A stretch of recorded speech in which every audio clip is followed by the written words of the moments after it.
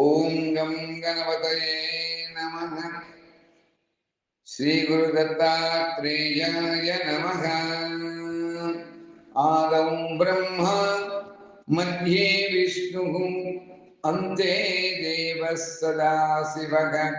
మూర్తిత్రయ స్వరూపాయ శ్రీ గురు దత్తాత్రేయాయ నమోస్తుతే.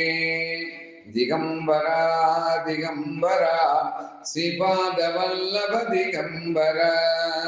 దిగంబరా దిగంబరా శ్రీపాదవల్లభ దిగంబరా.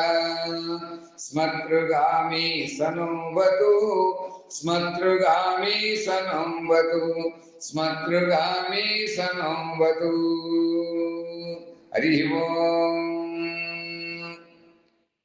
మనం ఈ 45వ రోజున కలియుగములో మొదటి దత్త అవతారము అని చెప్పబడే శ్రీపాద శ్రీవల్లభ స్వామి వారు మరియు రెండవ దత్త అవతారమైన శ్రీగురు అని పిలువబడే శ్రీగురు శ్రీ నృసింహ సరస్వతి మహాస్వాముల వారి యొక్క దివ్య భవ్య చరిత్రను శ్రీ వాసుదేవానంద సరస్వతి స్వామివారు రచించిన శ్రీ గురు చరిత్ర కథాసార సంగ్రహ గ్రంథమును ఆధారముగా ఈ 45వ అధ్యాయంలో ఉన్నటువంటి గురు కటాక్షము చేత కృపచేత మనకు వారు తెలిపినటువంటి విషయములను ఈ రోజున మనం తెలుసుకుంటున్నాం.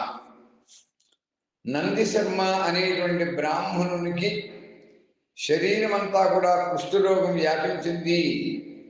దాని యొక్క నివారణ కోసం అతను తుల్జాపురం వెళ్ళి అక్కడ ఉన్నటువంటి అంబా భవానీదేవిని ఆరాధన చేశాడు ఎంతో భక్తి శ్రద్ధలతో. స్వప్నంలో ఆ అమ్మవారు ఆ దేవి కనిపించి చండలా పరమేశ్వరుని ఆశ్రయించమని ఆ నందీశర్మ అనేటువంటి బ్రాహ్మణునికి అమ్మవారు ఆదేశించింది.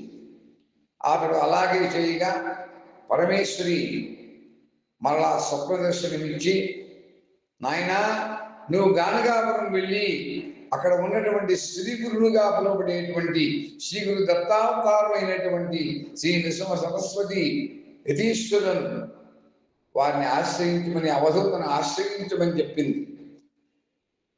నా రోగం తగ్గించడం దేవతలకే సాధ్యం కాకపోతే ఇక ఒక నరుడి వల్ల ఏమవుతుంది అని తన యొక్క మనస్సులో నందిశర్మ అనుకుంటున్నాడు. అలా అనుకుంటూనే ఒక శివరాత్రి నాడికి గానగాపురం వచ్చి శ్రీ గురుస్వాముల వారిని దర్శించి సాష్టాంగ నమస్కారం చేశాడు నందిశర్మ. అప్పుడు శ్రీగురుడు ఆ నందిశర్మతో ఇట్లా అంటున్నారు, దేవతల వల్ల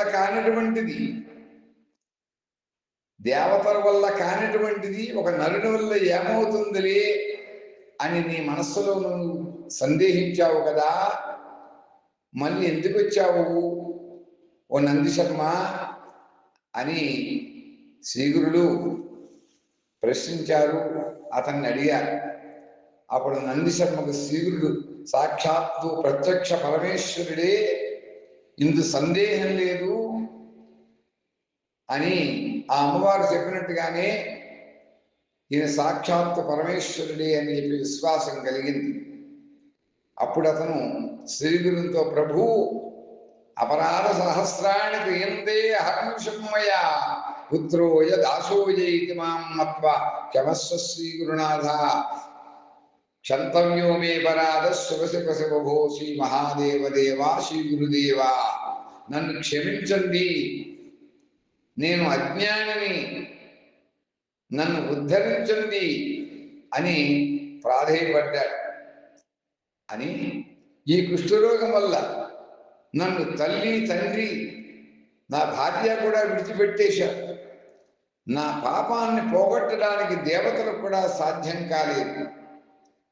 నీవు కూడా ఓ గురుస్వామి నన్ను ఉపేక్షించవద్దు అని శరణాగత దీనార్థ పరిత్రాణ పరాయణ సర్వస్యాప్తి హరి త్రినాథ స్వరూప హరిహర హిరణ్యగర్భస్వరూప, హరిహర బ్రహ్మస్వరూపులైనటువంటి ఓ గురుదేవ, నేను నీకు శరణాగతి కోరుకుంటున్నాను, శరణ వేడుకుంటున్నాను, నన్ను కాపాడండి అని పరిపరి విధములా ప్రార్థన చేశారు.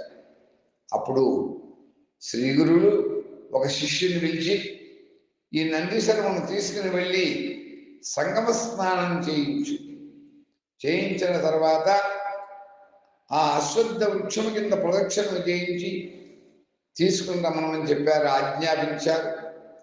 అలా చేయగానే అతనికి కుష్ఠరోగం మాయమైపోయింది. శరీరం అంతా కూడా బంగారంలాగా ఆ బంగారు ఛాయలో తయారైంది. అప్పుడు శ్రీ గురు మహారాజ్ శ్రీ నృసింహ సరస్వతి స్వామి వారు అతన్ని ఆశీర్వదించి అతని యొక్క నాలుక మీద భస్మాన్ని ధరింపజేశారు. పాండిత్యమే లేనటువంటి నందిశర్మ ఆసువుగా శ్రీ గురుదేవుని మీద ఒక మహాస్తోత్రాన్ని చేశారు. అది ఇప్పటికీ కూడా అందరం కూడా చదువుతుంటారు. నరహరేశ్వర నందిశర్మ చేసినటువంటి స్తోత్రం ఇప్పటికి కూడా మఠంలో గురువుదేవులు అనుగ్రహం చేత అందరూ కూడా చదువుతూ ఉంటారు. అనసూయా గర్భరత్నం భోగమోక్ష సుఖప్రదం శ్రీపాద శ్రీవల్లభపాదు శ్రీ నృసింహ సరస్వతి దిగంబరం వస్వ విలేపితాంగం బోధాత్మకం ముక్తికరం ప్రసన్నం నిర్మానసం శ్యామధనం భజేహం దత్తాత్రేయం బ్రహ్మ సమాధినిష్టం. జయ జయ శ్రీ గురు శ్రీ నృసింహ సరస్వతి అవధూత యతీంద్ర జయ జయ అని పరిపరి విధంబుల ఆ నందిశర్మ ఆసుగా కవిత్వంతో స్వామివారిని ఎన్నో విధముల స్తోత్రం చేశారు అని ఈ యొక్క అధ్యాయంలో తెలుపబడుతుంది. మనం కూడా ఈ అధ్యాయం యొక్క సారాంశం ఏమనగా, గురుదేవులు ఒక కుష్ఠ వ్యాధి పీడితుణ్ణి ఏ విధంగా రక్షించారు, అసలు పాండిత్యమే లేనటువంటి ఆ బ్రాహ్మణ్ణి నోటి వెంట ఆసుగా కవిత్వాన్ని ఏ విధంగా చెప్పించారు అని మనం ఈ యొక్క కథలో ముఖ్యంగా తెలుసుకున్న మూడు లేని వాడిని కూడా కవిగా చేయగలిగినటువంటి శక్తి గురువు యొక్క శక్తి, గురు కటాక్షం అంత గొప్పది.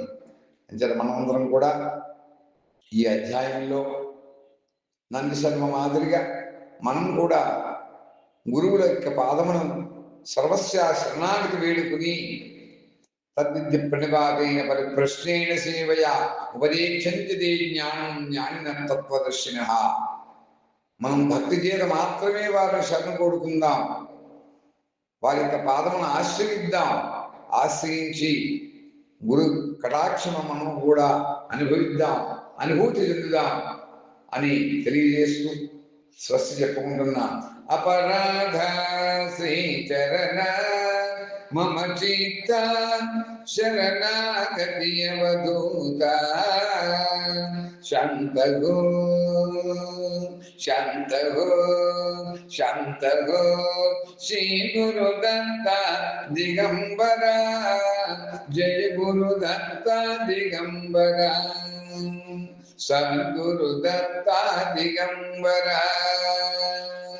ఓం స్వస్తి ఓం స్వస్తి ఓం స్వస్తి.